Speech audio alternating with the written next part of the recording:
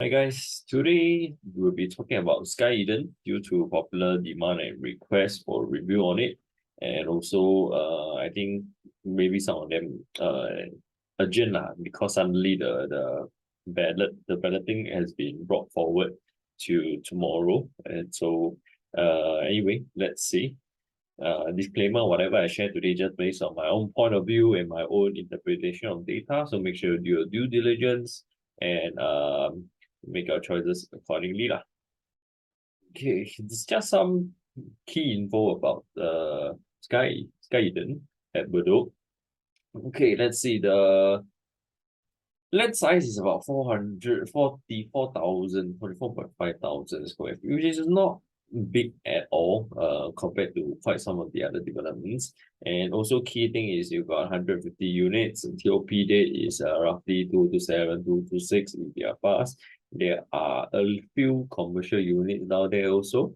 And then key thing over here is it is a 99-year property. Okay.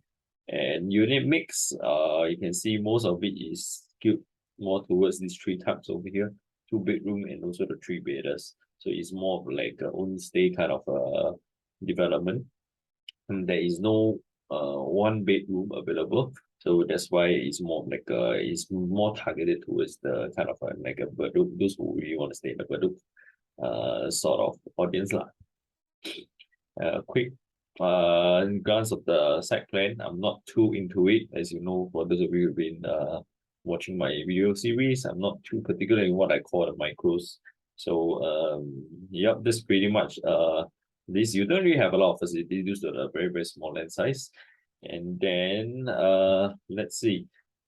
Those of you who are not very familiar with the place, then you've got Sky Eden over here. So this is definitely walkable to MRT, sure. And the main competitor, or rather only competitor in that area, is actually only Bedok Residences, which is a large leasehold over here in supposedly integrated development. Okay, so you've got your MRT, you've got your bus interchange all down here. And later we'll look a little bit more into the performance of Bedok Residence. Then okay, within a 1 km radius, the good thing is that there are almost no competitors. So from a supply point of view, I think it seems that it is very healthy in this sense. There is very limited supply, very limited competition. And hence, if you take a look at Bedok Residency, is the only main competitor over here. TOP is on was 2015 around there, got 500 plus units which are your competitors. Other than that, the nearest one I think probably will be Casapina over here, which is just below. This one is a 99-year also. Later we'll talk a little bit more about that. And if we look at the performance of Bedok Residences as an integrated development, you realize that the price trend hasn't been very healthy for the past, I would say, 6 to 7 years. Because if you have seen those who got in early, they would have made not to say a lot of money lah, actually, to be honest, like given the kind of supply in the area, they should have been expected to perform much better. But the unfortunate thing is that they didn't. Okay. If you dig into the numbers, there are quite some profitable transactions, but the amount of profits in a large majority of these profitable transactions, it doesn't seem to be a lot as compared to some others like North Park Residences in recent years. And if you look at this graph, there are a lot of fluctuations over here. And so if we look at the average, he seems to be hovering around this range. Right. And then you see actually within 1 quarter itself, it jumps quite a lot. So I wouldn't really think that more. I will see more like this. Okay. And I feel in an area with very limited supply, it seems to be not so ideal in terms of performance. Okay. For reasons why I think I'm not going to be sharing here today. We'll be talking about other things. So if we go a little bit further now to Casapina, because we are looking at this, if let's say you're looking at this to invest, to buy and stay, or even to invest for quite a long term. If you're talking about flipping, I think I seriously don't think this is a very good option for you to flip. because of the fundamentals of property. First of all, the land is exactly very big. And then you've got your the number of units over there, which are not a lot also, 150 plus. Hardly enough for the transaction volume to work in your favor. And if we look at something that is a little bit further away from MRT, but definitely still walkable, you've got Casablanca in the area, 99 year, 200 plus units, so you've got more units. And if you compare to Bedok residences, if you see Casablanca has been stagnant for the past 10 years. It hasn't been moving since the previous market peak. Okay. Of course, a little bit fluctuation here and there, but if you compare to 10 years ago, it has been roughly around the same level. As for Bedok residences, it has appreciated and got stuck somewhere along this line. Okay, so at least there's some movement, but for this guy over here, there seems to be almost no movement. So that's why it seems that the 99 year in this area, especially in the long term, is not expected to be performing much, even though there are very limited amount of supply. I think they're definitely going to be something that's going to do with the fundamentals of the property. Okay, and then which we shared for quite a lot of times before. Then we look a little bit further down to Paya Lebar. We've got Sim Residences, which is 99. Of course, this one is a freehold, this one is a 99. And then this one is the newest key on the block. You've got Paya Lebar Residences, which is a freehold. But number of units is about the same. Then you've got Sims Residences, 99 here, also almost about the same as this one. Sky Eden is about 150, so honestly not too far away lah. And then you've got a big one, which is a profitable one, Park Place. And if you look at Park Place, last time it was here, then it was transacting here. Or rather has been transacting here around this level. They have actually made quite some money. High level residences has been pulled out as a result, which is not surprising given that it's freehold. But on the other hand, you've got Sims Residences stagnating, and probably why is because this is a 99 year. So he has more or less lost his charm, especially in this era where you have to be very, very selective about property. Since last time, before 2013, people were easily able to speculate and put their money in and get out easily and one shot buy a lot of properties. But if you got only one choice, you got only one property to choose, then people tend to be a lot more careful, and hence they will be more unwilling to go into something that is not so emotional. In this sense, let's say if you look at Sky Eden, honestly, if you look at the facilities, it's not a lot lah. For a condo lifestyle, you are not looking at, this is definitely not a luxurious kind of condo living due to the land size. And then in the first place, this is likely not going to be very cheap also. Later we'll talk about that. And then we'll let's move a little bit north to Yishun. You've got North Park Residences, which was trading around this level previously, and which was 1,003, and now today they are trading about 1,005 plus 1,006 on average. Whereas on the other hand, you've got 9 residences. Previous peak was here, which was not surprising because due to the TOP effect, then it somehow hasn't managed to exceed the TOP effect even till now. And to be honest, I think the location is not too bad. It's still within rather close proximity to the MRT. It is not as convenient as North Park, but it is still convenient enough. There are still shops downstairs, but unfortunately the prices didn't be able to prove otherwise. Also, characteristics looks about the same, 180 plus versus Sky Eden 150 plus. And then you've got a north side covered. You can see the gap last time it was like this, and today it has widened the gap. Okay, so will it be the same for Bedok Residences? We'll see. And we got travels on the other side of Stevens MRT over here, so you can walk over lah. Oh, you got your SCGS over here, SGR over here. So for those of you who are not very clear, and this is a 99 year, but just about 10 units or 11 units lesser than Sky Eden. We see for the past 10 years, it hasn't managed to exceed the previous market peak. Okay, so averaging it was around here. one more, we've got Potong Pasir, Nin Residences, and also the St. Reeds over here, both of which are 99 years, not too old either. So you can see not too old, not too young. We've got 30 years condo, we've got condos that are less than 10 years for comparison. So I think it's quite a good comparison. You've got even more units for them. But if you look at the previous peak for the market over here, it has moved down. And for St. Reeds, it hasn't been able to exceed launch day price even till now, despite the fact that they are very, very easily accessible to on the Pasir MRT. And now that points came out, the people are saying, oh, last time, now that the integrated developments come out already, why you got convenience, and therefore your property price will go up, all this kind of BS. But apparently, you already got increased convenience in that area. You already got that. We've already seen that, and they are definitely adding to the value of the place, but the price chart doesn't seem to be showing. That's the unfortunate part. We can say all we want, but the problem is it's not showing. So it just seems to point towards my I would say my hypothesis, but that the fundamentals of the property has to be very, very, very important due to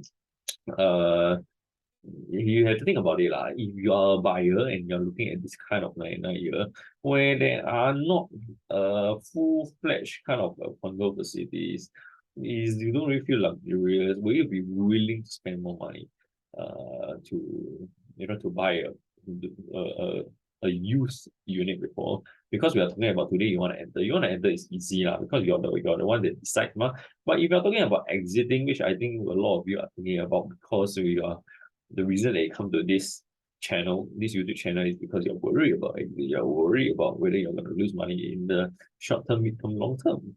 And that's why all these you have to look forward and see. And if we go back to the expected chart for Sky Eden, okay, let's see.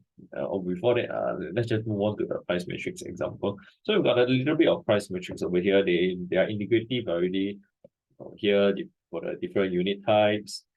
Okay, you got the 2, 3, 4 bidders, you got the starting price over here. And then, so based on this starting price, I would say the average will be hovering around this level. Okay, this PSF. So probably, I would say more of 2001 to 2003, around that level.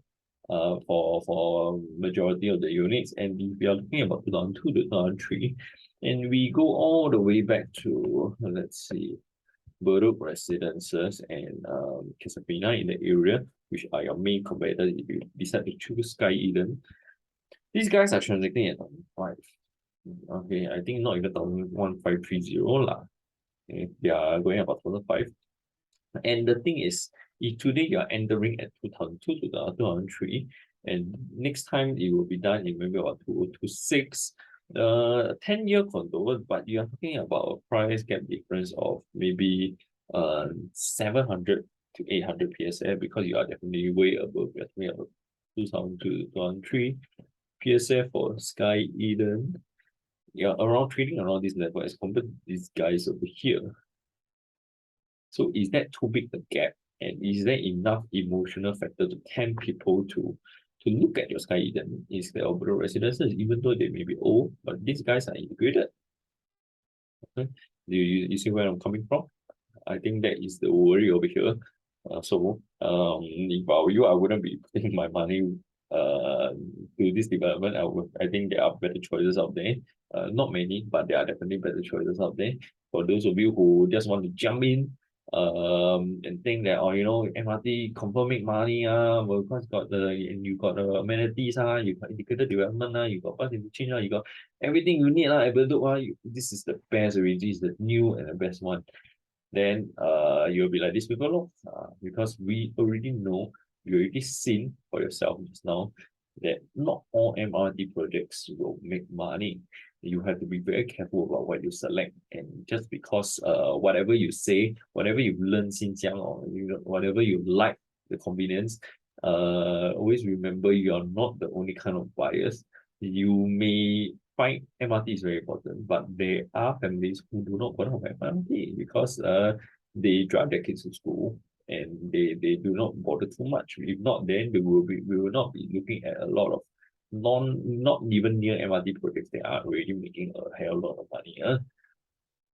Okay, so the funny thing is that when people tell when they go to show flat, the show flat representative, they all tell you, oh, this one is good, that one is good, then people are skeptical.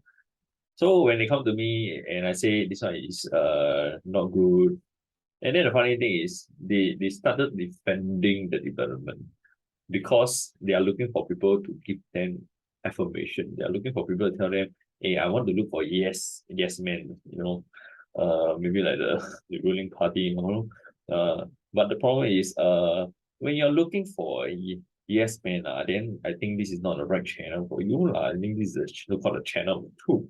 You gotta be able to face the truth and face up to the reality because this channel is based on numbers, this channel is based on data.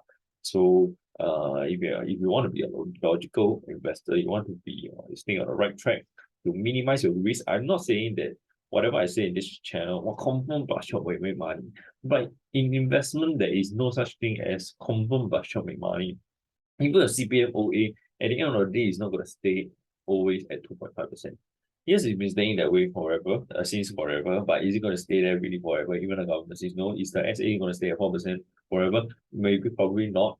But the thing is that what we can do is we minimize our risk and maximize our trajectory. I think that is something that we want to do. Why? How? By looking at what are the kind of developments that has been making money, and we try to mimic and go for those that are similar, so that we maximize our chances of staying afloat, staying profitable, and not trying to take a risk and try to be a hero. And just because people tell you no, then you want to keep looking for others to tell you yes, yes, yes. And these are the kind of people that eventually they will be the skeletons. They will be the one waiting for their profits, waiting and waiting. And while I'll probably there's something that sometimes unfortunately when people tell me they're looking at this and I tell them no, and then they look for other agents, they look for other people to tell them yes, and then they end up buying. I don't exactly feel sad. I just feel like you go, you whatever you want to say, you're right. It's just that at the end, I'm just waiting 5 to 10 years down the road. I'm just waiting to clap my hands. Well done. That's the good thing. Same goes for people who has been, I've been waiting for the market to crash, I've been waiting for the market to go down since the past 10 years, 20 years, but it doesn't seem to be going down. If you think about the economy as a whole, if Singapore is stuck, I think that is something that maybe if you feel that Singapore's economy is going to be stagnating for the next 10 years, then I would say don't buy property. Because at the end of the day, if you are buying good property, we are actually investing in the future of Singapore. But if you think that Singapore is not going to be if Singapore is going to be growing eventually somehow, then I think, and we are going to be attracting more and more talents who are earning maybe 30K a month. And do you think they will not be able to afford this kind of increase or rather higher housing prices? That is something that we have to think about. Okay. Definitely not all properties can be bought for you to appreciate, but as long as you stay on the right track, stay on those kind of properties with the characteristics that have been proven, I don't see why your chances are not high. And those people who have been sitting on the sidelines waiting and waiting, I think that is those are the kind of people that's probably gonna regret because they are gonna be scared and then fearful and then worried, and then those are another bunch of people probably 5 to 10 years down the road. I'll be watching and smiling to myself, and we'll see. Okay, so conclusion wise, as for Sky Eden, please do your due diligence. If you're buying for Bedok because you really like the location, because your parents are there, your families are there, your whole kampong is there, and you really like the location and you like the convenience, then by all means, please go ahead and go and buy Sky Eden and not look for any more. Basically just shut down my video and not think about it. But if you're looking to make money and you want to be a logical investor, then you may really have to think about what I've shared just now and stay logical and start looking at other uh investment opportunities and be open to other places. And just because remember, when you're buying for property, do not always have the shiny new thing mentality. Just because something is new, that glitter, all that glitters is not gold. I think this is a very simple and long old saying, and I think it's very, very true. A lot of people think that, it's like watches, you keep buying, you buy the new, buy from the AD, whatever, you can make money. There's no such thing. You really have to analyze a whole bunch of factors in order for you to maximize your chances of staying afloat. So that will be all we have for Sky Eden. If you have any other queries, you may need help for your property investment journey, then please drop me a text and I'll see how I can help. See you guys. Bye bye.